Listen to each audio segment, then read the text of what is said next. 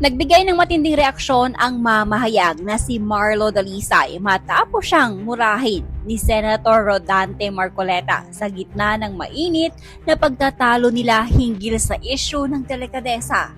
Ayon kay Dalisay, hindi nararapat sa isang mambabatas ang paggamit ng insulto laban sa mamahayag na naglalayong maglatag lamang ng tanong at pananaw para sa interes ng publiko. Sa kanyang pagbibigay ng pahayag, pinanatan pa niya ang senador sa pisikal nitong anyo, partikular na ang buhok ni Marcoleta bilang tugon sa pambabastos umano sa kanya.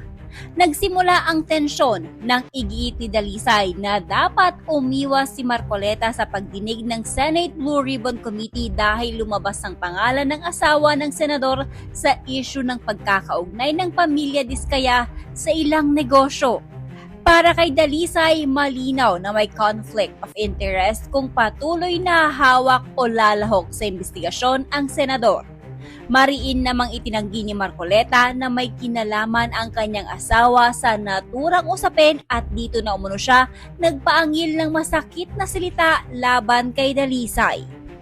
Kasunod naman ng mainit na issue sa pagitan ng mamahayag at ng senador na si Marcoleta, humingi naman ng paumanhin ang Abante Radyo. Sa pamagitan ng official statement, sinabi nitong sa gitna ng iringan ng kanilang reporter at ng senador, patuloy umano silang maghahatid ng patas na pagbabalita.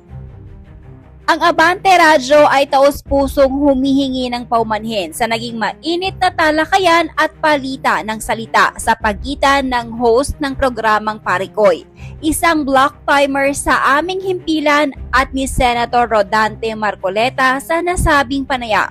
Ipinapaabot namin sa aming mga tagapakinig at sa publiko na ang pagpananaw at pahayag ng aming mga block timer ay kanilang personal na opinyon at hindi otomatikong sumasailalim sa opisyal na paninindigan ng Abante Radyo.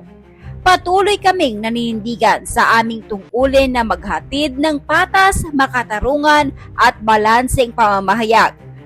Alinsunod sa pinakamataas na pamantayan ng etika sa pamamahayag.